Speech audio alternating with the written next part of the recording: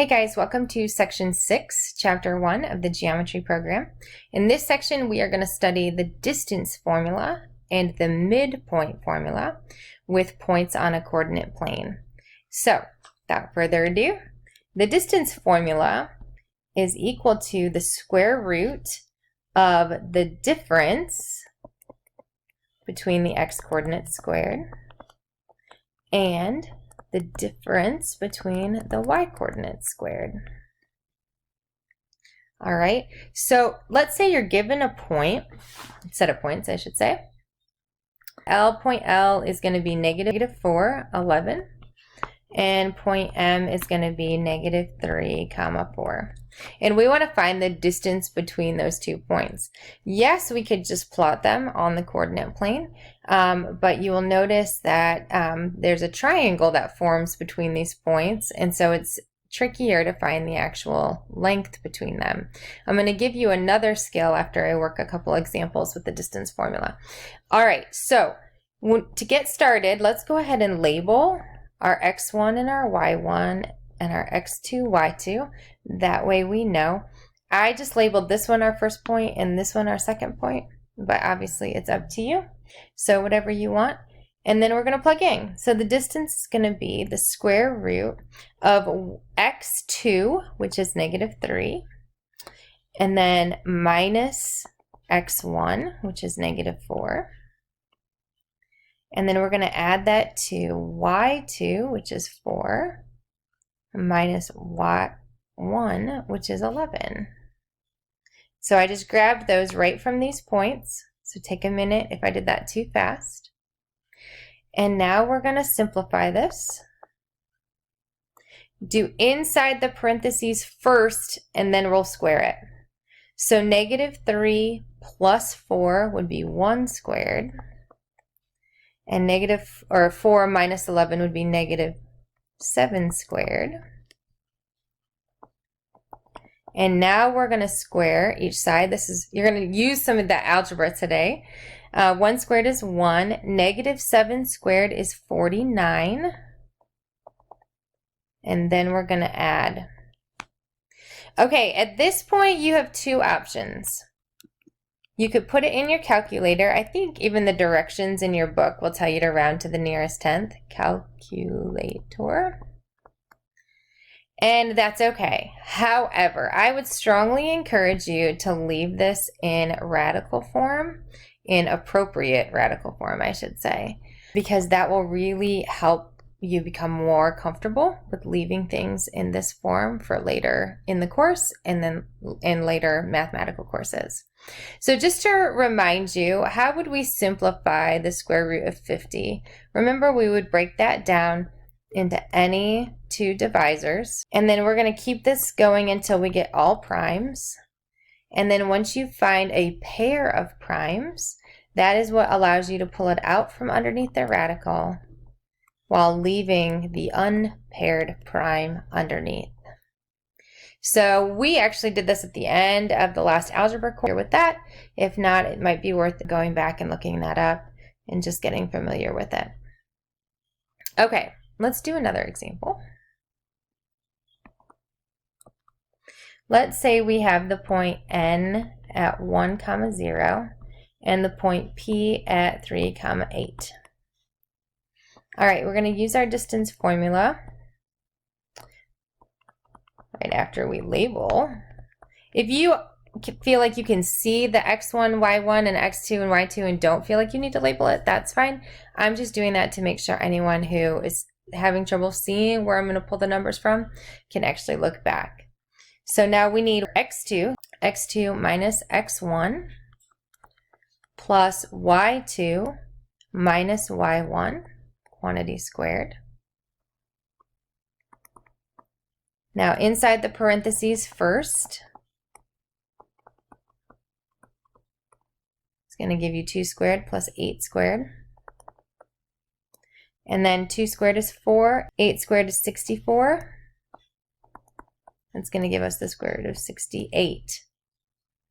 All right, Then over here, I'm going to break down the square root of 68 into something like 4 and 17, I think. And then 2 and 2, that gives me a pair of primes to pull out, and a prime has to stay.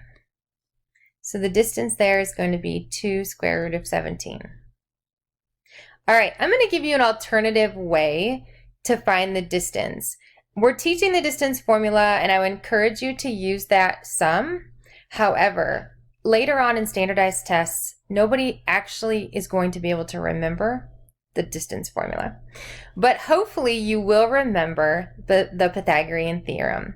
So here's another way that we're going to solve this. And this is the way that you are free to use on quizzes and tests. If you can use this effectively, it actually would benefit you more later on, because like I said, you probably won't remember the distance formula. Okay, so let's review. Remember that we had points 1, 0, and 3, 8. And I'm going to plot those on a coordinate plane. All right, so at 1, 0, we're right here. And at 3, 8, we're going to be up here. And actually, I'm going to draw a triangle connecting the points. So the distance is going to be represented here by C. That's what we're looking for.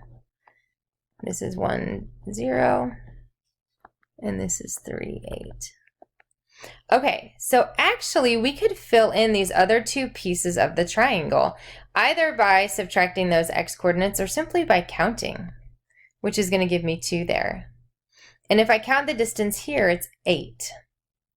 And now, because this has to be a right triangle, we could use Pythagorean theorem, and we could just use the sides of the triangle. So a squared would be 2 squared, plus 8 squared is going to equal c squared.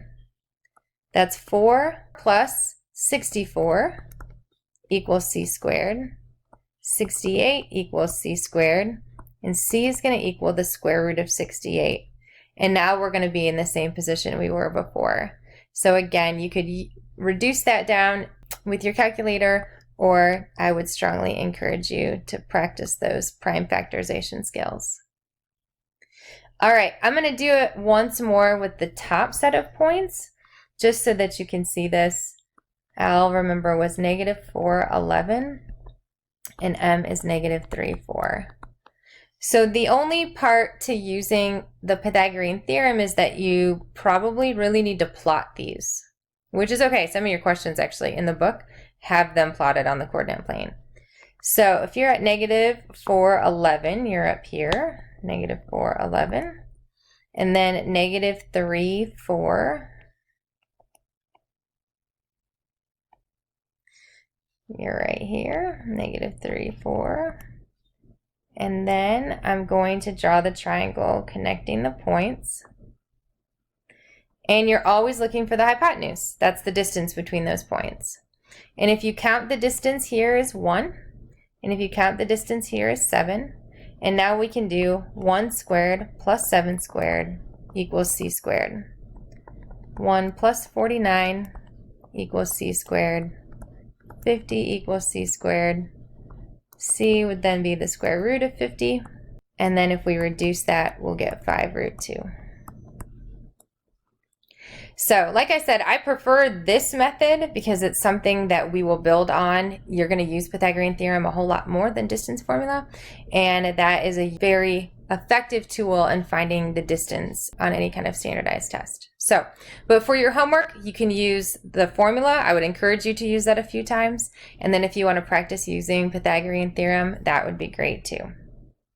Okay, the other thing that we're going to talk about in this section is the midpoint formula. And the midpoint formula is the sum of the x coordinates divided by 2, and then the sum of the y coordinates divided by 2, which makes sense, right? We want halfway between them, so we're going to add them up and divide by 2. So if we have the point, let's say 6, 7, and the point 4, 3, and we want to find the midpoint is going to be x1 and x2, so 6 plus 4 divided by 2, and then y1 and y2, which is 7 plus 3, and then divide that by 2. And then just simplify it. So 6 plus 4 is 10 divided by 2, and 10 divided by 2, which is going to give you 5, 5. That is the midpoint of segment AB. All right, so again, it's just identifying x1, y1, and x2 and y2. No big deal. All right, but there is one kind of special case there. I just wanted to do an example for you. Sometimes they might give you the midpoint, and you have to find the endpoints. So let's say the midpoint of AB is 1, 2. And they give you point A, which is -3, 6, and you have to find B. So again, if you're just looking at this visually, this is A, this is B, they give you this guy, it's 1, 2, and you have A, which is -3, 6, and you're looking for this guy. All right, our formula can still help us. All we have to do is use a little algebra. So remember that x1 plus x2 divided by 2 equals the x-coordinate of the midpoint. So we could grab that. We know x1, which is -3. We don't know x2, but if I divide by 2, it's going to give me the x-coordinate of the midpoint. Similarly with our y, I know y1, this was x1, y1 is 6. I don't know y2, but when I divide that by 2, I get the y-coordinate of the midpoint. And so now we just have a little two-step algebra, right? So we can multiply both sides by 2 here and get -3 plus x2 equals 2. And x2 is going to be 5. Multiply both sides by 2 here, and you're going to get 6 plus y2 equals 4, and y2 equals -2. Now we have our b coordinate, 5, -2. All right, I hope that wasn't too fast. I feel like you probably don't need 15 examples. There's several examples in the book I want you to read through. But otherwise, it's pretty straightforward. Geometry is pretty straightforward, so hopefully you're not struggling with it yet. But make sure that you look over these formulas, finish up your notes, read through the examples, and begin your assignment.